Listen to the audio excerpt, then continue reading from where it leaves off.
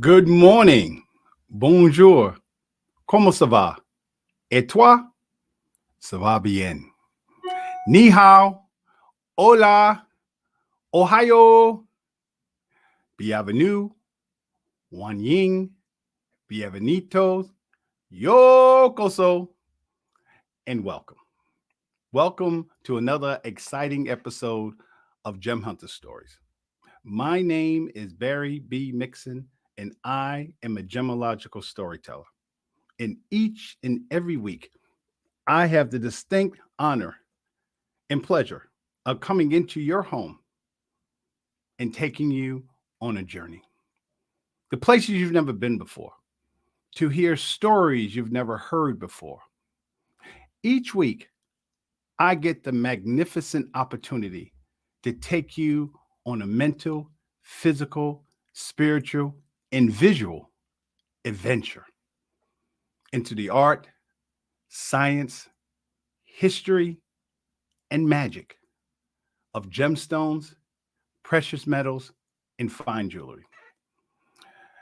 Gemstones, the whole history of mankind revolves around gemstones. Empires have been created and destroyed. Riches and countries have been founded based on gemstones, directly or indirectly. So I know that somewhere along the line, somewhere along this journey that you and I will take together, you will hear a story that will move you, a story that will make you look at the world in a different way. And my job each and every week is to create a sound which you will use to resonate you, use to help you find the music that lives inside of your heart and your mind. And my hope is that you take that sound and you use it as a template, as a bridge, as an inception point to help you begin or continue your journey of discovery into the value of your own stories. Good morning. And a couple of things I want to say. This show is so important to me, and it's taken me a long time to get here. So I really want to thank all of you for coming here today. And because our show normally on Wednesday, so this is a special edition show on Thursday. So thank you for being here. When I started studying, excuse me, I started studying gemology literally 18 years ago, 2004. And when you begin to study gemology, you begin to see things that are kind of strange, kind of different when you think about it. I started my training with Gemological Institute of America. So I'm taking the classes and I'm doing all these books and things of this. And I mean, I'm talking about huge binders of information. Yes, this is Color Stones, Volume 2. So, I mean, just tons and tons of information. And you realize something as you're going along. But before I get started, I already got started, but I want to let you first want to say, let's get into my slides. I want to talk to, let's go into my slides. And first I want to say Happy New Year. How do you say Happy New Year in Chinese? Xing Kui La. No, Xing Li Kui La. Xing Li Kui La. Thank you. For my Chinese students, they're like, what? So hopefully I had it. So Happy New Year. This is 2022 in our years. In Chinese New Year, this is the year 4,720. I was there for the first year. Yes, I look good for 4,000 years old. So thank you very much. So Xing Li Kui La, Happy New Year, which actually started February 1st. I also want to say, let's go to my, the next slide. Okay. Not happy, but this is Black History Month. Black History Month it starts in February. So Black History Month was started with a gentleman named Dr. Carter G. Woodson. He was the founder of Black History Month. And just want to let you know, Black History Month is not just celebrated here in the United States. Black History Month is also celebrated in Canada. It's also celebrated in Ireland, which is amazing. If you ever get a chance to go to Ireland, definitely go. It was amazing when my manager asked me to go and speak in Ireland. One, Ireland has 9 out of 10 of the great tech companies in the world are based in Ireland. So if you know someone who wants to get a job in IT and can't find something here, go to Ireland. They're truly killing for more people, not enough people. So back to Black History Month. And there's other countries that celebrate Black History Month. Uh, Dr. Woodson was the second person who received a PhD from Harvard. I'm pretty sure it's W.E.B. Du Bois was the first person to get a PhD. My good doctor friend Shanina Thomas will correct me on that. Thank you. And also, Dr. Woodson was the author of The Miseducation of the Negro. Black History Month was established in February 1969. So I was 9 years old no, I'm not 4,000 years old, obviously. But when I was 9 years old, that's when we started Black History Month. The reason why I said that this show is really important because it's taken me a long time to get here to this point in considering not only just what I wanted to talk about today, but just the whole larger aspect of Black History Month, or literally people of color, how their influence on the gemstone or gemology industry. But before we go into that, I just want to talk about, this is February. So to all my February people, happy birthday. This is the month of love. So this whole month, we're going to be talking about not only Black History Month or the contributions that people of color have made to the gemstone and jewelry industry, but also talking about amethyst. Amethyst is an incredible gemstone. And so amethyst is an incredible gemstone, and we'll be talking about its quartz. Amethyst is basically silicon oxide. It is the second most abundant mineral on Earth. And amethyst is the quartz variety of that. So we'll be talking about that. Also, we'll be in the stories, and I'll tell you a story about amethyst that actually started from this guy. This guy, his name is Remy Belleau. He was a French Renaissance poet. And there was a whole team of them called the La Pallades. And there was a whole team, a whole group of poets that were dissatisfied with the status that the French language had back in the 16th century. So they wanted to elevate it.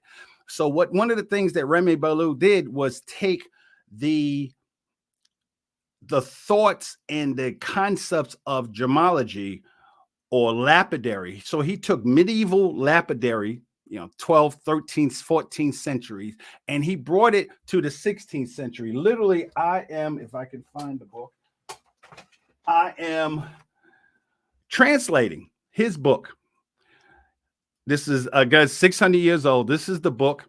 I'm translating this book from Old French, 16th century French, to New French, and then from New French or modern French to English. And because it's a 600-year-old book, whatever I put will be the new copyright for that book, the whole new direction of the book. And what I want to do is I want to take the concepts of what he thought about as a poet, bringing lapidaries in, and then combine it with my knowledge of gemology. And I don't know when I'm going to finish it. I work on it every day. So this is Remy Belleau's book. And the reason I'm talking about this book is because of amethyst. Those of you who don't know, amethyst is the gemstone of not only just love, but it's a very powerful gemstone. We'll talk more about that later on. But just what Remy Belleau did was create the story of amethyst. So let me start out with, for my February people and people who just love amethyst. I know a lot of people love purple. Purple is a wonderful royal color. So we'll give a whole day to just amethyst. But let me tell you the story. And there's two versions to it. There's the Greek version and then there's the Roman version. So I'll do with the Roman version. The god of wine in Roman mythology was Bacchus. And Bacchus was drinking as normal, and he's the god of wine. And he got drunk and he heard a human saying out loud, "Oh, the gods are nothing. I'm so sick of the gods. The gods think they're all that in a bag of chips." And Bacchus got upset. He was like, "How dare these mortals talk about us? I'm a god." So he set a trap. He said, okay. He picked the road, and commonly traveled road, and he put two vicious tigers, which is interesting because this is the year of the tiger in Chinese calendar. But he put two tigers on each side of the road, and he said that the next human that walks down that road, they'll be killed. That will fix them. Unfortunately, the next person walking down the road was this beautiful maiden, just going down the road. She was in her teens, beautiful, innocent, lovely, just walking out her happy, skipping, going to do her chores. And the tigers were ready to pounce. Diana saw what was happening, and Diana couldn't save the girl, but what she did, because she was the god of nature and wisdom, things. So what she did was she made the young woman into a crystalline structure. She just instantly made her into a crystalline structure. And Bacchus, and you hear the Greek version of a Dionysus, but Bacchus was so upset and so sad that he killed he was responsible for the death of such a beautiful woman that he cried. And because he was the god of wine, he cried purple tears. And the purple tears fell on the young woman, coating and impregnating her whole existence with his purple tears. And thus you have, and the name of the girl, the name of the young lady was Amethystis. So Remy Belleau created that story 600 years ago, and this was part of it. So this is the old version of it that I'm translating. Right here it says, "O le amour de Bacchus et Amethyst." So on the love of Bacchus and amethyst. So that's where that story comes from, because one of the things that amethyst is supposed to do is ward off from drunkenness. So that's one of the major stories. And if you ever go to the Louvre, there is a beautiful sculpture of Amethystis that's there, and just in her crystalline form. So you ever get a chance to see that, that would be. I couldn't find a picture of that, and I would bring it. If I do find it, I'll bring it on. So let's go back to the concept of amethyst. We'll talk more. Look at this stone. I mean, this is just spectacular. Again, silicon oxide, the hardness of 7. So it has a really good hardness to it. Durability is pretty good. The birthstone of February. It is the 9th stone of the breastplate of the high priest. And again, the metaphysics, we'll get more into that. Protection, purification, divine connection, and of course, a release of addiction, not just alcohol, but addictions. So the reason why this show is, we're going to take a different direction, because as I told you, I've been studying this for 18 years, and there's a lot of issues dealing with gemology that I choose not to fully get into. One, I don't want this show to be overly political. First of all, it's 8 o'clock in the morning, although it's later in other places, but it's 8 o'clock in the morning, and we don't need to get into that. But one of my viewers, actually, she's one of the experts, Luana Bradford, watch her show, asked me a question, or literally was talking to someone because of a picture that I showed, and I'll show that picture shortly, of a beautiful woman holding a diamond. And there was some problems in regards to, or she felt something in regards to, why was I using that picture? of the woman. So it made me think of the overall question I've been asking myself for a long time. What is beauty? What is beauty? Why does the gemstone industry, this book right here is called In Store. And in this book is a wonderful magazine that comes out every month for the jewelry industry. And there's literally no African American or Asian representation in this book. There's a little picture. There's a little picture of a woman of color here, not really just a drawing of a woman of color. And in the back, we have our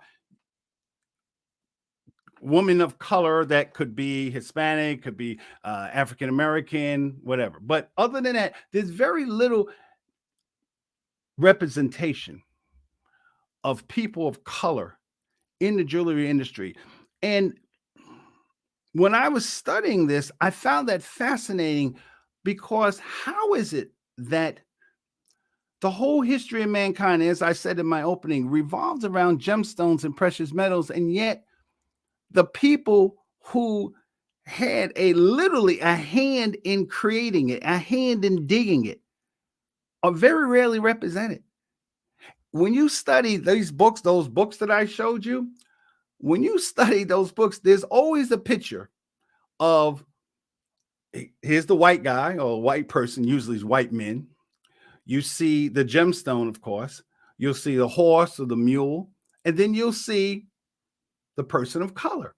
And it doesn't have to be, when I say person of color, I'm not talking about just Black people or even African people, because gemology, we're talking about Indian people, we're talking about people from Asia, we're talking about Chinese people, we're talking definitely about people of color from South America, Central America. So you have this profession, you have this whole industry.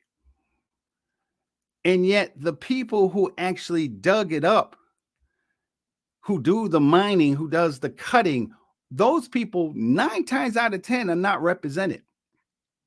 In fact, here's a story. When I was maybe studying gemology, maybe my 3rd or 4th year, I had the honor to go to the Las Vegas gemstone show. Huge. You had to sign paperwork. You had to have all this documentation of who you were, things of this, just to get in. It was in one of the large, maybe the Bellagio, large convention center. And the thing that fascinated me was there were thousands and thousands of people there, and there were almost no Black people in the whole place.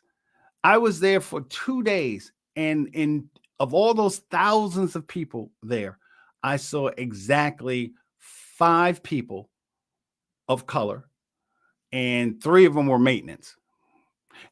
It was so bad that when I went, I had a orange polo shirt. It was hot during the summertime. It was August. So August in Las Vegas is extremely hot. So I had my skin was rather dark and I was tanned. I get kind of a bronzish color in my skin. I had an orange polo shirt on.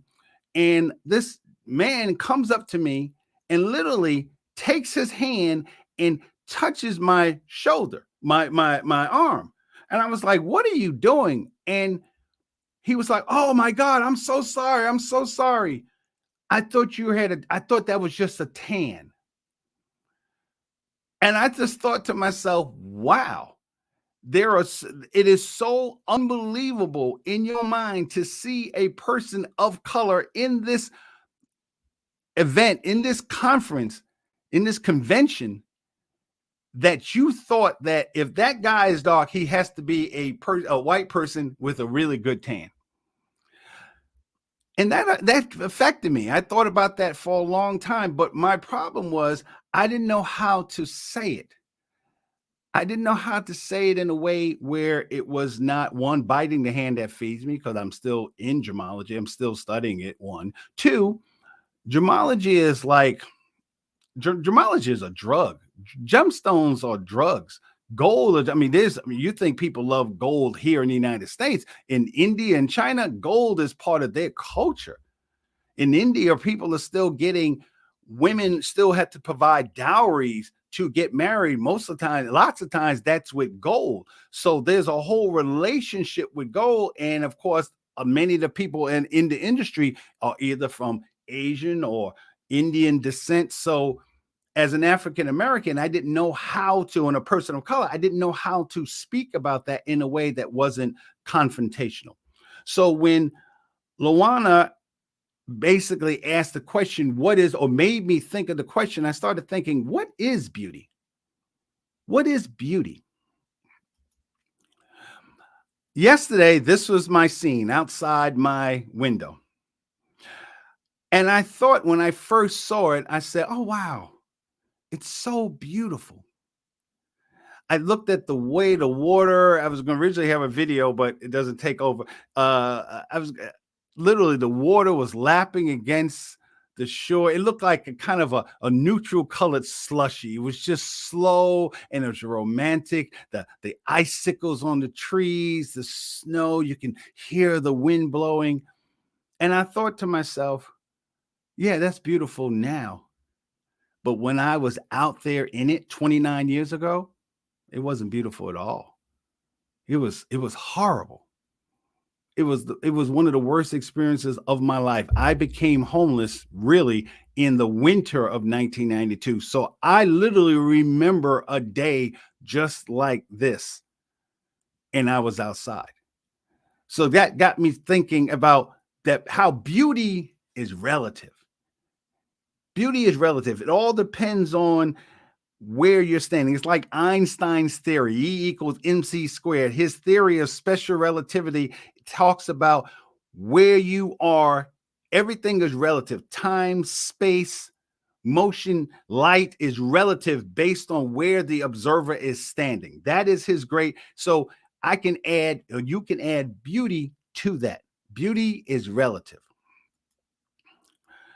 I looked up the definition when I study words. I looked at definition. So this is the definition of beauty according to Webster: the quality attributed to whatever pleases or satisfies the senses or mind, as by line, color, form, texture, proportion, rhythmic motion, tone, or by behavior and attitude. That's the definition, the Webster definition of of beauty. And I told you a long time ago in a much earlier episode that there are 5 qualities that make a gemstone: beauty, rarity, durability, desirability, and value. So today we're talking about just one aspect of it: beauty. This is the picture. This is the picture that I showed last week, talking about diamonds and gemstones and just the beauty of it. And this is the picture that brought concern to some people. And I started thinking, one, why did I use that picture? And I did. I mean, it's easy. She's gorgeous. She's spectacular. But in answer to the overall question, what is beauty and why did I use her? Because as I started thinking more deeply about it, I realized that really, first of all, that's one of the few pictures that's out there that shows a person of color with a gemstone. That's one.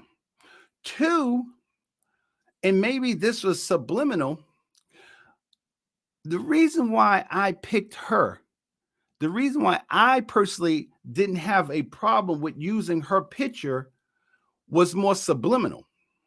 Because as a gemologist, I understand that there is an analogy between that woman and that diamond.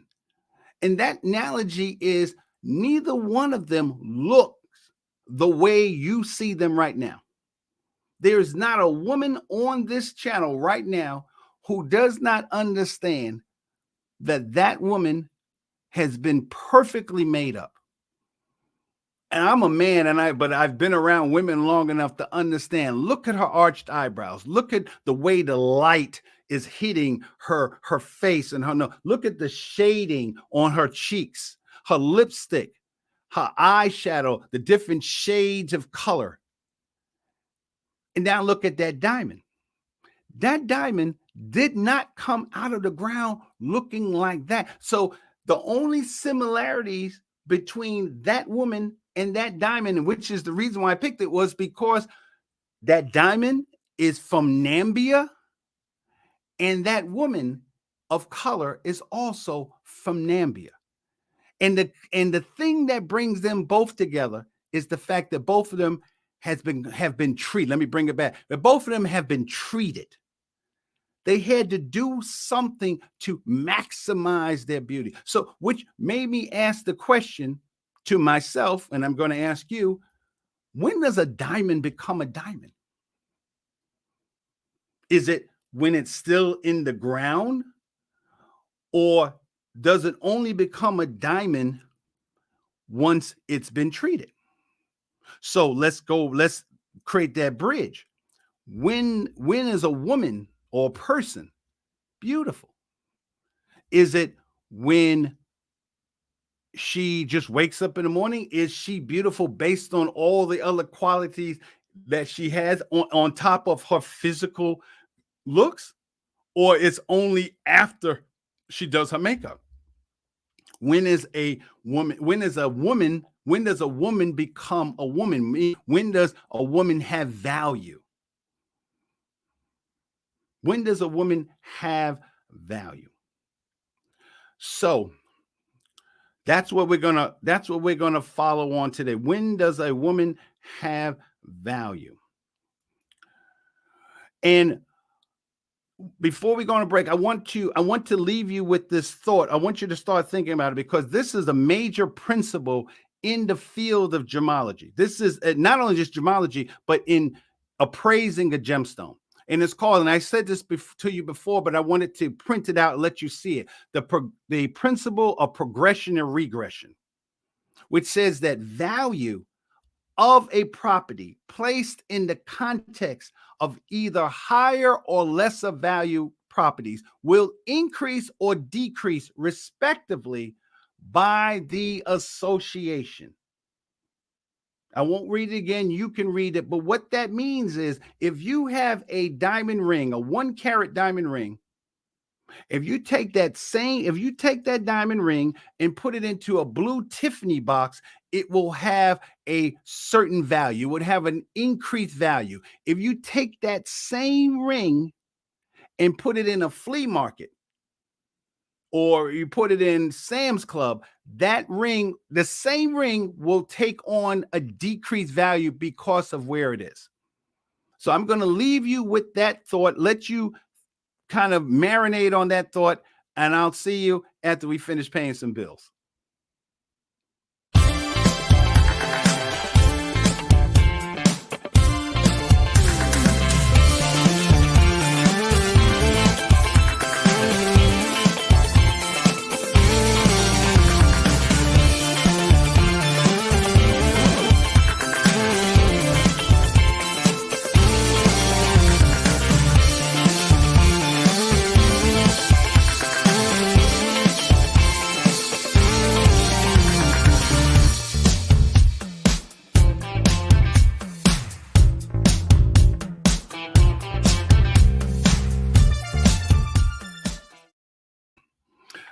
Thank you, Barbara. That was wonderful. Barbara, a wonderful executive producer. Because it's true. There's so many things in African-American history or Black history that's not known. And that's what we're going to talk about. I am one of the few gemologists, African-American gemologists, and certainly one of the very few African-American gemological appraisers in the Midwest, if not the United States. I'm one of the only gemological storytellers. If you Google gemological storyteller, I think there's 5,000 entries will come up, and the first 10 are me. So that's what I'm talking about. And I say that because I'm talking about the representation. We are not represented in a field that literally every gemstone that you've ever bought in your life came from a person of color. The only time it would be possible to even say that someone who was not a person of color had something to do with your gemstone, I'm talking about in the earlier stages, like the digging, the mining, the hard part, is if you went back to gemstone mining in Europe, and that's only because they didn't have a lot of black people or people of color in Europe during that time. But most of the gemstones that have been produced in the last 500 years were produced by people of color, but yet there's very little representation of that. So that quote, that principle of progression and regression, think about that, because that is powerful. Something becomes more valuable just because where it is, but yet, and this is the principle. The book, I don't know where the book is right now. The book is, this is like page 1 of the principles of when you're becoming an appraiser. This is principle number 1, market related principles of value, the principle of progression and regression. Every week, I show you beautiful gemstones, different cuts, different ways it interacts with the light. You know how I feel about pearls. This is the Tiffany diamond. This is the diamond that Beyonce wears now. Only 4 women in the whole history of this diamond, one of the greatest diamonds in the history, the Tiffany diamond. Beyonce is wearing that diamond now. It was worn by Elizabeth Taylor, Lady Gaga, things of this. But who was I forgot the actress's name, who wore that diamond. So every week I show you, Alexandrite changes color based on the light. Every week I show you opal, different gemstones. And what you need to understand as you look through all these beautiful gemstones, that all these gemstones are treated. Every gemstone that you've ever seen in your life, the gemstone that you're wearing, I was going to say pearls, but even pearls are treated, have to go through some treatment. So understand that beauty, when you're talking about beauty, you're talking about something that's an illusion, something that in order to maximize the beauty, the only way it is accepted is because something has to be done with it. It's either bleached or dyed or laser treatment or diffusion, irradiation, heating. Amethyst is heated. When you heat amethyst, you get citrine. So you get a whole nother gemstone because of the heating. We talked about all the different processes, that high pressure, high temperature, impregnation, filling, emeralds. So every gemstone has to be treated. So now extrapolate that out to women. So what you're saying, if gemstones were like women, what you're saying is that every woman, in order to be considered beautiful, has to have something done to them. And that's why I understood when I sat back and thought about what Luana is saying, and I'm sure other women thought the same way. Why is beauty only demonstrated once someone has this look? And every woman knows on this channel knows that J-Lo doesn't look the way that J-Lo does not wake up this morning looking the way you'll see J-Lo later on. Not happening. Rihanna does it. All the beautiful women that you see on TV and they're in their gowns and their dresses, that's hours of makeup. That's hours of, not to mention the makeup, the cosmetic surgery. Rihanna has work done. There's so many women that as I was going through this concept of what is beauty, I realized that the same things that we consider beauty about our gemstones is the same things that we're trying to do. Oh, we're not trying, what we do to women. A woman is not beautiful unless they have something to them, which messes you up in a lot of ways, especially as a man. But we'll go into that. So all gemstones are treated. Look at your hand, look at your earrings, your necklace, and understand that that gemstone that you're wearing had to go through some type of process in order to be seen as beautiful. This is what your ruby looks like. And of course, this is after you've dug it out of the ground. So this is what that beautiful ruby, one of the most valuable gemstones ever, this is what a ruby looks like when it wakes up in the morning. This is the emerald. Oh, yeah.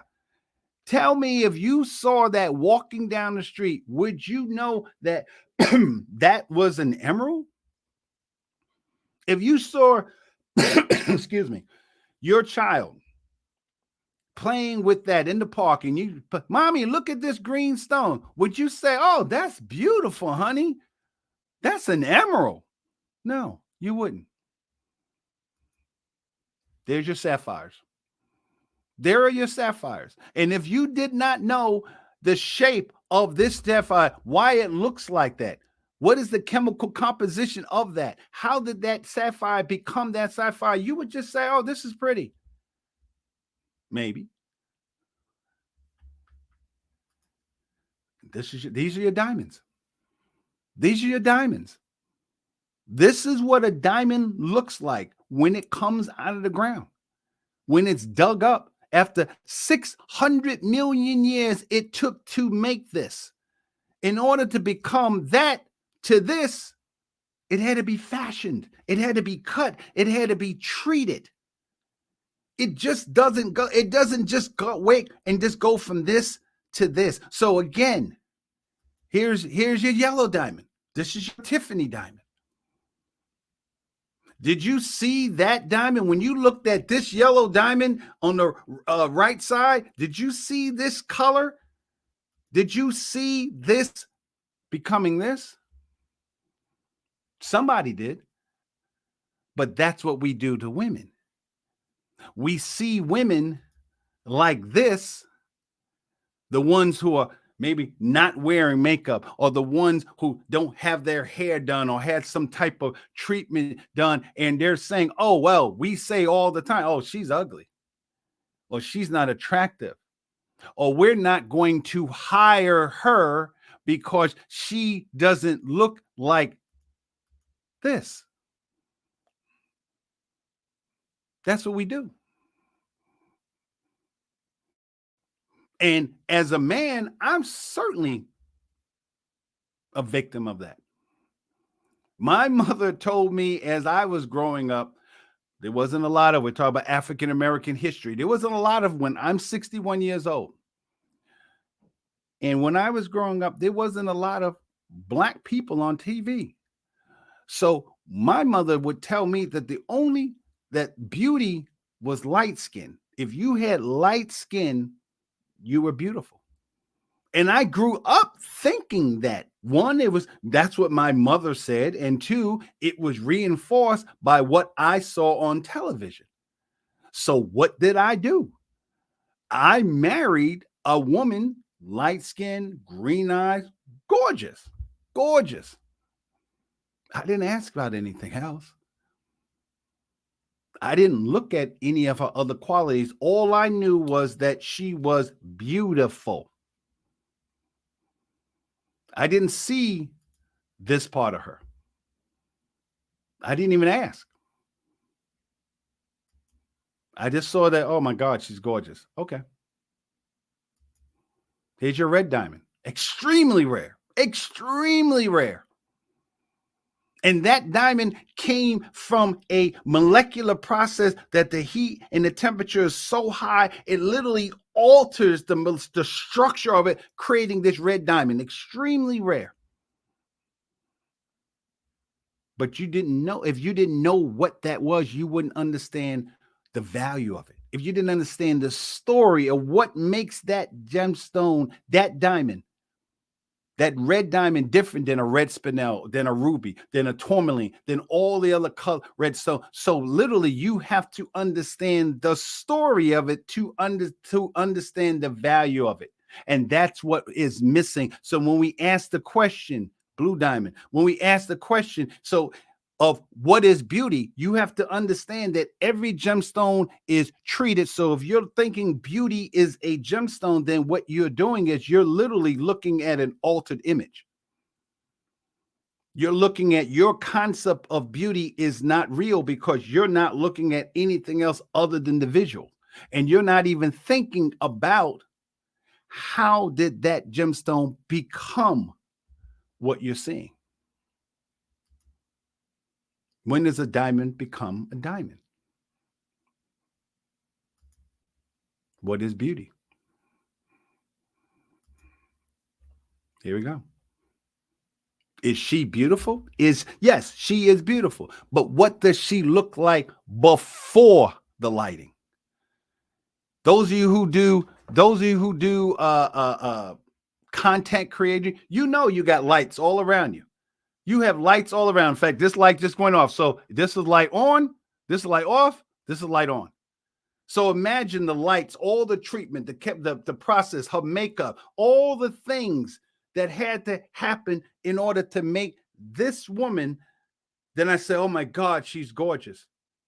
Or this diamond, oh my God, look at the size, look at the beauty of that diamond. That's the similarity. That's the analogy. The only difference is what's unfair is we understand what it takes to make that diamond, but we don't understand what it took to make her who she is. We don't know anything about her. She is a person of color who comes from a country that has some of the best diamonds in the world, thus the one that she's holding right now, because Namibia, which sits on the west coast of Africa, the way diamonds are formed, they're called alluvial diamonds. They wash down the rivers. So there's lots of rivers that run towards the Atlantic Ocean that run through Namibia. So through the thousands and thousands of millions of years, those diamonds have been washed down. So the diamonds that they find in Namibia are some of the best diamonds in the world. In fact, the diamonds are so washed down that they have huge building size dredging equipment that are dredging up the ocean floor to find diamonds like this. So we understand why that diamond cost that diamond. When you see that diamond, if your fiance says, honey, I want a diamond. I saw the Gem Hunter story show the other day, and I want a diamond just like that. Every person knows, okay, that's money. That's money. But yet we don't give the same value to the woman. If the principles of progression and regression says that an object placed in the proximity of something of increasing or decreasing value automatically takes on that value by association, then the way people of color are treated should at least be commensurative of the gemstones that they're digging up. That's the thing that got me. I was like, wait a minute, why are we still dealing with issues of race and color and location and gender? Why are we still dealing with these issues when it clearly says that my value should increase just because I'm from Namibia? Because if color, which I have God knows how many books in here talking about color, if color is such a huge thing, I'm just getting something for a second. This book, this is the GIA, Gemological Association of Great Britain. This is the Gem ID book. Look how thick this book is. This book has all the gemstones in the world right here. And in this book, it's not just the gemstones, it's all the treatments, all the different treatments that you have to look for and understand the difference between that diamond, that spinel, that quartz. Those are the differences. We don't have a book like that for people. So if you're judging a woman, and again, I always tell you, you can go ahead and translate that to men or whatever. But if you have a woman who is only judged on beauty, that's wrong. When does a diamond, when did she become beautiful? Is she beautiful when she woke up in the morning because she's a wonderful human being? She's vibrant, she thinks, she's talented. When did all those things happen? Yeah. When did she become beautiful? Here's another one. So, so this month, what we're going to be dealing with is the whole concept of what beauty is. What is, how is the same rules and regulations and the standards that are being held in the gemstone industry, why aren't those standards being passed on to people? And it was a story again that I was afraid to tell. I didn't want to piss anybody off. I didn't want to, basically bite the hand that feeds me. But based on the things that are going on now, I'm ready. I'm ready to talk about something that's so next week we're going to go more deeply into the different stories that African Americans or people of color have had in the jewelry industry and how you can relate that back to you. So as always, my name is Barry Mixon. I am a gemological storyteller, and what I would like for you to do is to begin to understand and discover the value of your own stories. What makes you beautiful. So until next week, au revoir, atatela.